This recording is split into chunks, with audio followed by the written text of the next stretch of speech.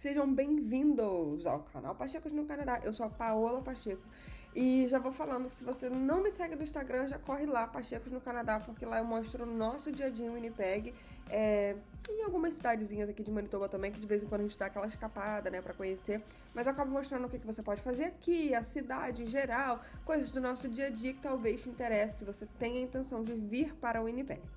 Hoje eu vou falar um pouquinho do nosso PR, que ainda não chegou, gente. Mas eu vou atualizar vocês sobre o processo provincial, que talvez ajude alguém. E quando eu tiver o federal, quando eu tiver com o PR na mão, eu volto aqui e atualizo todo o processo federal para ajudar vocês. De qualquer maneira, eu sigo postando sempre alguma atualização no Instagram, algumas dúvidas, algumas coisas importantes, enfim. Então, segue lá, corre lá e segue lá. Mas vamos lá, né? Antes de falar um pouquinho do PR, eu queria mencionar que a gente, depois de quase um ano morando, na verdade, menos de um ano, tá? Foram 11 meses e 10 dias quase, a gente recebeu o nosso Manitoba Health Card, ou seja, direito de utilizar a saúde pública. Antes disso, não, a gente não estava desamparado. Temos uma visitante. A gente, como eu sou estudante, eu tenho o seguro-saúde do college, onde inclui emergência e inclui coisas como extras, né? Tipo, dentista, quiropraxia, fisioterapia, massagem. Mas a gente não estava desamparado. Geralmente quem trabalha também tem um seguro de saúde. Pode ser Canada Life, Manulife, enfim, que são seguros que cobrem extras, mas o college oferece o seguro emergência. Então a gente não estava desamparado. Além do mais, a gente também conheceu algumas clínicas que oferecem atendimento particular. Então, online, existem algumas clínicas online que você paga e tem sua consulta. Então, completamente desamparado a gente não estava, mas a gente queria muito ter acesso à saúde pública para ter um family doctor, um médico de família. Porém, quando a gente chegou, estava na época do Covid, então a gente não teve acesso à oficina deles. Mas assim, se você chegou hoje no Canadá e você tem visto, comprovante de aluguel, que você vai ficar aqui um tempo, vá direto na oficina do Manitoba Health Card, fica no centro. É a melhor coisa que você faz, porque na maioria das vezes eles acabam aprovando o visto para você. Ainda que no site diga que você precisa esperar 3 meses, vá lá, porque o máximo que vai acontecer é a pessoa falar, não, vai ter que esperar 3 meses, volta aqui depois. Mas geralmente eles não fazem, eles acabam te dando o cartãozinho. Na verdade, agora eles não estão dando o cartão, mas eles aplicam pra você lá e você depois espera o cartão na sua casa. Talvez demore algumas semanas, tipo umas 7 semanas, mas pelo menos você já aplicou, já tá tranquilo que vai receber. Mas enfim, eu vim pra falar do processo provincial, o MPNP, tá? E vamos lá, que é o Manitoba Provincial Nominee Process. Vou confirmar o nome. MPNP, Manitoba Provincial Nominee Program. Isso. Vamos lá, tá? A gente aplicou pelo streaming, na verdade tem várias opções para aplicar. A gente aplicou pelo fato do meu marido trabalhar no Canadá. Então você trabalhando full time com digamos, com um contrato infinito. O que eu quero dizer com contrato infinito, né? Quando você não tem um contrato temporário. Então, por exemplo, quando você não é contratado para trabalhar só nas férias de verão, quando você não tem um contrato que diz, vai terminar dia tal. Você tem um contrato como se fosse uma relação de trabalho no Brasil. Você começa e você só vai trabalhar quando ou você decidir ou o seu patrão te demitir. Quando você completa 6 meses, você pode abrir o seu perfil antes. Eu super indico você abrir o seu perfil antes. Lá é grátis, não tem problema nenhum no site do MPNP. Mas quando você completa 6 meses, você coloca lá numa caixinha e diz, faz o check, completei 6 meses. Daí você começa a entrar no que eles chamam de pool. Para ser sorteado, mas não é um sorteio direcionado, tá? Com pontos, enfim, a demanda deles. E aí você entra nesse pool. Antes você também tá no pool, só que talvez por não atingir a quantidade de pontos, você não será chamado, digamos assim, tá? Eu poderia entrar no pool como estudante, mas eu acho que eu nunca alcançaria a quantidade de pontos, né? Ainda estando estudando, ok? Nós aplicamos no dia 13 de junho, né? Colocamos lá a flagzinha dizendo 6 meses de trabalho. A aplicação é uma só para a família. E no dia 28 de julho, nós recebemos o convite do que eles chamam de LAA, que é a Letter Advice to Apply, que nós, como província, achamos o seu perfil interessante. Agora, tudo que você colocou naquele formulário, você precisa aprovar com documentação. Então, se você colocou que você tem um PhD, me prove. Se você colocou que você trabalha para essa empresa e ganha 3 milhões, me prove. E aí você começa a enviar toda a documentação e pagando, tá? A taxa de $500. Então, no dia 10 de agosto foi quando a gente conseguiu reunir todos os documentos. Então, entre 28 de julho e 10 de agosto a gente usou para reunir o documento, enfim, tudo traduzido e certificado. E enviamos a aplicação, né? Pagamos, quando a gente paga, a gente envia.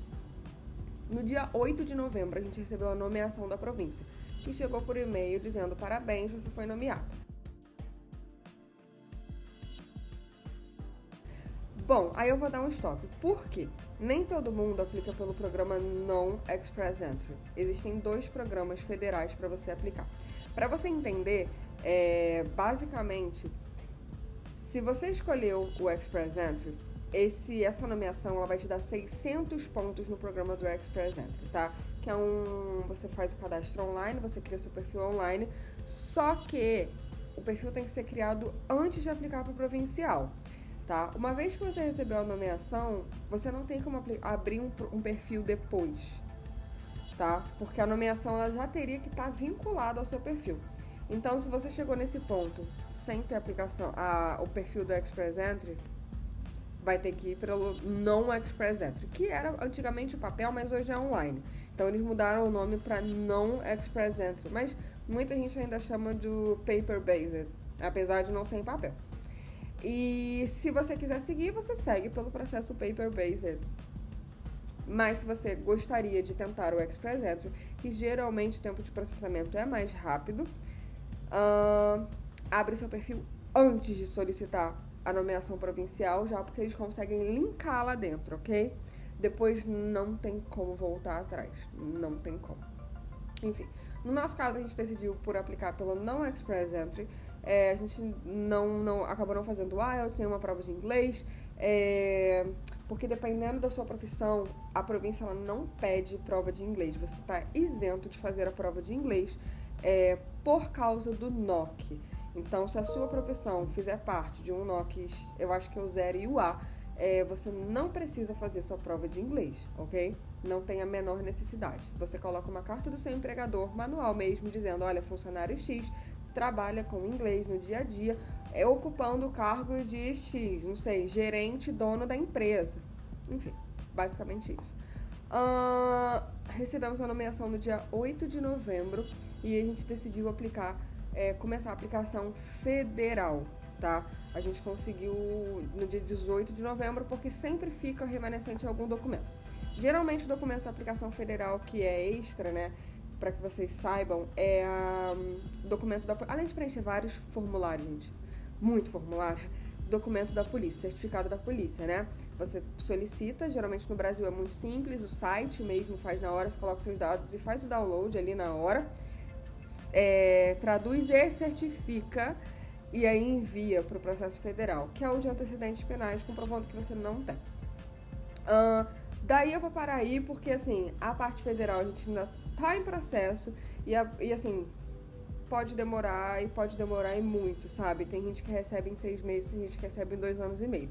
Então, quando a gente receber o nosso PR, eu posso voltar e contar pra vocês tudo o que aconteceu. Mas assim, no geral, os documentos que você vai precisar são nada mais, nada menos do que o que você apresentou para vir para o Canadá.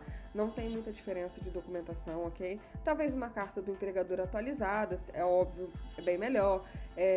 O college, se você está estudando, você precisa também pegar um documento atualizado, dizendo que você está estudando, né? Algum certificado, coisas mais atualizadas para poder enviar, mas nada do outro mundo. E você precisa comprovar que você tem $15.000 na sua conta, tá? Pro processo federal você não precisa, porque você diz que você tá trabalhando e tá tudo bem, então eles não te cobram, tá? Se você tiver um work permit, mas pro provincial eles colocam lá que é desejável que você comprove. Tem uma somazinha de coisinhas que você vai, pra você comprovar, porque se é uma família que tem 6 pessoas, o valorzinho muda, mas enfim, muda muito pouco. Mas enfim, porque geralmente 10.000 aplicante principal e 2.000 cada dependente.